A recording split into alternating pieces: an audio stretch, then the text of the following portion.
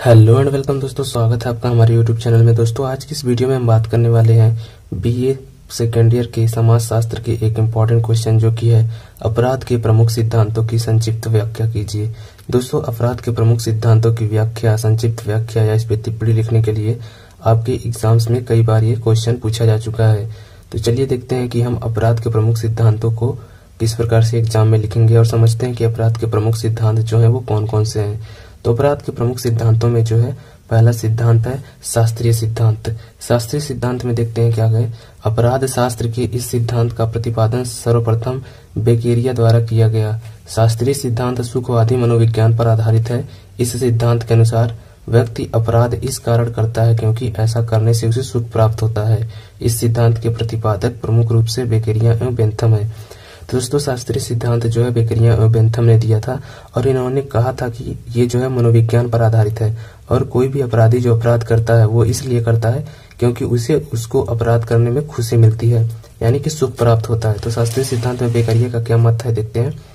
बेकेरिया को इस सिद्धांत का प्रमुख समर्थक प्रतिपादक स्वीकार किया जाता है।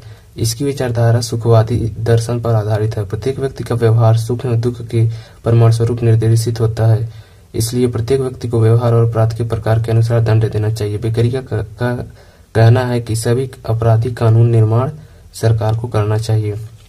बेकेरिया का जो मत है दोस्तों ये कहना चाहता है मूल रूप से कि प्रत्येक व्यक्ति को व्यवहार और अपराध के प्रकार के अनुसार दंड देना चाहिए, यानी कि उसका व्यवहार क्या है और उसके अपराध का प्रकार क्या है, यानी कि उसने कौन सा अपराध किया है, इसके अनुसार उसे दंड देना चाहिए।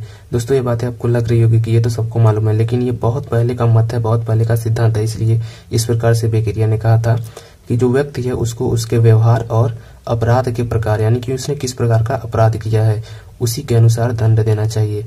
बेकेरिया का कहना है कि अपराधी कानून निर्माण सरकार को करना चाहिए, यानी कि अपराधी के लिए जो कानून का निर्माण है वो कौन करे, सरकार करे, ना कि आम लोग करें। तो बेकेरिया का ये मत था। अब देखते हैं बेंथम ने क्या कहा था।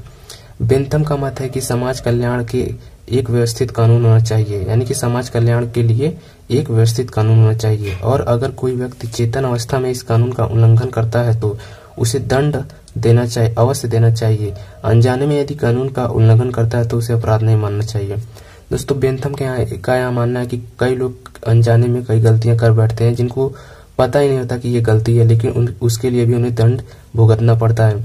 तो बेंथम यह कहते हैं कि किसी को भी अगर उसने अनजाने में ये गलती की है, यानी कि अपराध किया है, तो उसे दंड नहीं देना चाहिए, यानी कि उसको अपराध नहीं मानना चाहिए। लेकिन अगर उसने चेतन अवस्था यानी कि जानबूझकर अपराध किया है तो उसे दंड अवश्य देना चाहिए। तो ये था दोस्तों शास्त्रीय सिद्धांत में बेकेरिया का मत और बेंथम का मत। अब चलिए देखते हैं भौगोलिक सिद्धांत। भौगोलिक सिद्धांत क्या कहता है। इस सिद्धांत के समर्थक क्विटलेट एवं क्वेरी आदि लोग हैं।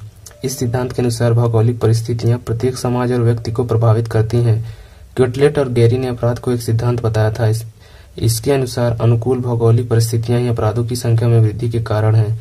इनके विचार में हिंसात्मक अपराध गर्म देशों में अधिक और संपत्ति संबंधी अपराध ठंडे प्रदेशों में अधिक होते हैं तथा जहां बंजर आदि भूमि होती है वहां पर अपराध अधिक होते हैं। दोस्तों अगला जो मत है या सिद्धांत है उस सिद्धांत को क्विटलेट एवं क्वेरी ने दिया है। तो क्विटलेट एवं क्वेरी का मानना है कि अपराध जो है वो भौगोलिक परिस्थितियों के अनुसार होते हैं। जो गर्म देश हैं उन देशों में अपराध जो है ज्यादा होते हैं और जो ठंडे देश हैं उनमें कम होते हैं। गर्म देश में जो है हिंसात्मक अपराध होते हैं, मार होता है, झगड़ा होता है, एक दूसरे को खत्म कर देने की बातें लोग करते हैं। लेकिन जो ठंडे देश हैं वहां पे जो अपराध होता है वो संपत्ति संबंधी अपराध होता है। यहाँ पे ज्यादा मार झगड़ा नहीं होता, लेकिन यहाँ पे संपत्ति के लिए जो है अपराध होता है, संपत्ति के लिए लड़ाई होती है। और जहाँ बंजर आदि भूमि होती है, यानी कि जहाँ पे बंजर भूमि है वहां पे अपराध अधिक होते हैं। तो दोस्तों अब हम देखते हैं समाजवादी सिद्धांत। भौगोलिक सिद्धांत हमने देख लिया है, अब आगे देखते हैं सामाजिक सिद्धांत क्या कहता है। सामाजिक सिद्धांत के अनुसार समाजवादी संप्रदाय या सिद्धांत के मूल प्रवर्तक कार्ल मार्क्स एवं एंजिल हैं। समाजवादी सिद्धांत के जो है वो प्रवर्तक कौन है, कार्ल मार्क्स एवं एंजिल हैं। इस सिद्धांत के अनुसार अपराधों का कारण आर्थिक विषमताएं और वर्ग संघर्ष है।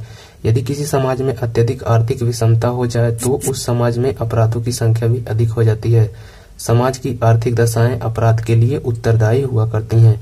समाजवादी सिद्धांत में कार्ल मार्क्स एवं एंजिल का मानना है कि आर्थिक विषमताएं और वर्ग संघर्ष। आर्थिक विषमताएं यानी कि सभी के पास आर्थिक स्थिति सही ना होना, सभी के पास पैसा ना होना समाज में। और वर्ग संघर्ष का जहां तक बात करें, वर्ग संघर्ष का मतलब जातियों वर्गों में विभिन्नता, यानी कि छोटी जात, नीची जात, ऊंची जात, जो इस प्रकार की बातें होती हैं समाज में, ये भी जो है अपराध को जन्म देती हैं। तो यहाँ पे आप देख सकते हैं कि वर्ग संघर्ष और आर्थिक विषमताएं, इनकी जब मात्रा अधिक हो जाती है समाज में, यानी कि जब समाज में अत्यधिक यानी चरम स्तर पे हो जाता है तो अपराध होता है। तो समाजवादी सिद्धांत में हमने यही देखा कि आर्थिक विषमताएं और वर्ग संघर्ष जो है अपराध के प्रमुख कारण है। ये किसका कहना है? मार्क्स एवं एंजल्स का। अब आगे देखते हैं प्रारूपवादी सिद्धांत। प्रारूपवादी सिद्धांत को कई बार एग्जाम्स में डायरेक्ट पूछा जा चुका है कि प्रारूपवादी सिद्धांत की व्याख्या कीजिए, टिप्पणी के रूप में या वैसे ही पूछ लिया जाता है 500 वाले शब्दों के आंसर में। और यहाँ पे जो है इटालियन एवं लोम्ब्रोसो का सिद्धांत है जो प्रारूपवादी सिद्धांत है। इस क्वेश्चन को भी डायरेक्ट पूछ लिया जाता है कि इटालियन या लोम्ब्रोसो का सिद्धांत क्या है। दोस्तों चलिए देखते हैं प्रारूपवादी सिद्धांत। अपराधी जन्म लेते हैं। इस सिद्धांत के अनुसार अपराधी व्यक्ति एक विशेष प्रकार का प्रारूप होता है। इसके अनुसार अपराधी बनाए नहीं जाते वरन जन्म लेते हैं। व्यक्ति के व्यक्तित्व में कुछ ऐसी विशेषताएं एवं विभिन्नताएं होती हैं जो अपराधी को गैर अपराधी से भिन्न बनाती हैं। इस सिद्धांत के प्रमुख प्रतिपादकों के विचारों को संक्षेप में दर्शाया गया है। इटालियन एवं लोम्ब्रोसो का मानना है दोस्तों कि जो अपराधी होते हैं वो जन्म से ही अपराधी होते हैं, यानी कि अपराधी जो होते हैं वो जन्मजात होते हैं, वो बनाए नहीं जाते हैं, वो बाद में अपराधी नहीं बनते, वो पैदा ही अपराधी होते हैं। तो प्रारूपवादी सिद्धांत में इटालियन लोम्ब्रोसो ने क्या कहा, यहाँ पे देखते हैं। इस संप्रदाय के समर्थक लोम्ब्रोसो और फेरी थे। लोम्ब्रोसो ने अपने अध्ययन के आधार पर शारीरिक संरचना और मानसिक वृत्तियों में निकट का संबंध माना है। इटालियन या लोम्ब्रोसो का सिद्धांत, यानी कि ये इटली का भी सिद्धांत माना जाता है जिसे लोम्ब्रोसो ने दिया है, तो लोम्ब्रोसो का भी सिद्धांत है। और इसके जो समर्थक हैं वो दो लोग हैं, लोम्ब्रोसो और फेरी। फेरी जो है लोम्ब्रोसो के शिष्य थे जो इनके बाद इस सिद्धांत पर अध्ययन किया और अपना भी मत प्रस्तुत किया। तो देखते हैं लोम्ब्रोसो ने अपने अध्ययन के आधार पर शारीरिक संरचना और मानसिक वृत्तियों में निकट का संबंध माना है। ये कैसे माना है आगे देखते हैं। लोम्ब्रोसो एक सैनिक डॉक्टर था। उसने सैनिकों की शारीरिक बनावट का अध्ययन किया और यह निष्कर्ष निकाला कि सभ्य सैनिकों के बनावट अच्छे थे और उत्पादी सैनिकों के बनावट भद्दे और अश्लील थे। इस प्रकार लोम्ब्रोसो ने 1876 में जन्मजात अपराधी टाइप सिद्धांत का प्रतिपादन किया। लोम्ब्रोसो का जो मानना है वो है कि अपराधी जो है बाद में नहीं बनते, समाज के कारण नहीं बनते, ये पैदा ही अपराधी होते हैं। और इसका जो अध्ययन उन्होंने किस प्रकार से किया, वो सैनिक डॉक्टर थे और सैनिकों की शारीरिक बनावट से किया और ये पता लगाया कि जो शारीरिक बनावट में अच्छे नहीं होते हैं वो लोग उत्पाती सैनिक होते हैं और वही लोग अपराध करते हैं, और जो शारीरिक बनावट में अच्छे होते हैं वो अपराध नहीं करते। इसके बाद जो है लोम्ब्रोसो के शिष्य फेरी ने भी, यहाँ पे देखिए लोम्ब्रोसो के शिष्य फेरी ने भी मानव शास्त्रीय कारणों को अपने सिद्धांत का आधार बनाया। उन्होंने यह बतलाया कि अपराधी बनाने में पर्यावरण प्रमुख तत्व है और अनेक सामाजिक कारण भी अपराध प्रवृत्ति को प्रोत्साहन देते हैं। लोम्ब्रोसो ने जो है अपने सिद्धांत में थोड़ा सा बदलाव किया और जो है समाजवादी सिद्धांत की तरह इन्होंने भी बोला कि सामाजिक कारण और पर्यावरण प्रमुख जो है अपराध की प्रवृत्ति को प्रोत्साहन देते हैं। तो इसके बाद जो है फेरी ने एक अच्छा उदाहरण दिया जो सभी के समझ में आता है कि हाँ भाई पर्यावरण और सामाजिक कारण जो है अपराध को रोकने में सक्षम है। लेकिन ये इटालियन के जो है लोम्ब्रोसो का सिद्धांत बिल्कुल अलग है। वो बोलते हैं कि जो अपराधी होते हैं वो जन्म ही अपराधी होते हैं, वो बाद में अपराधी नहीं बनते, यानी कि कोई भी अगर पैदा होता है तो इसमें या तो अपराधी होता है या तो अपराधी नहीं होता है। लेकिन आगे देखते हैं। डॉक्टर गोरिंग ने अपनी पुस्तक में हजारों अपराधों और निरपराधियों के अध्ययन के आधार पर यह सिद्ध किया कि इन दोनों प्रकार के अपराधियों की शारीरिक रचनाओं में विशेष अंतर नहीं है, अतः शारीरिक विलक्षणताओं के आधार पर अपराधी में भेद नहीं किया जा सकता। लेकिन डॉक्टर गोरिंग जो है उन्होंने अध्ययन किया बहुत ही हजारों अपराधों और निरपराधों पर, यानी कि जिन्होंने अपराध किया और जिन्होंने अपराध नहीं किया, हजारों की तादाद में उन लोगों पर अध्ययन किया और देखा कि उनके शारीरिक बनावट में कुछ खास अंतर नहीं है।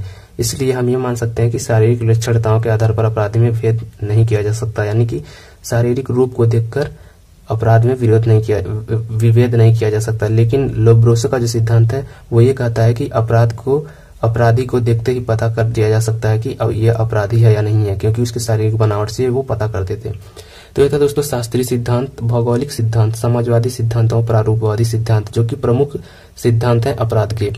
उम्मीद करते हैं आपको ये चारों सिद्धांत समझ में आ गए होंगे और इनमें के जो प्रवर्तक हैं उनको ये नाम भी याद हो गए होंगे और समझ में आ गए होंगे और आप आसानी से जाके अपने एग्जाम्स में इन क्वेश्चंस का आंसर लिख पाएंगे। तो उम्मीद करता हूँ आपको वीडियो पसंद आया होगा। मिलते हैं आपसे नेक्स्ट वीडियो में, तब तक के लिए वीडियो देखने के लिए आपका बहुत बहुत धन्यवाद।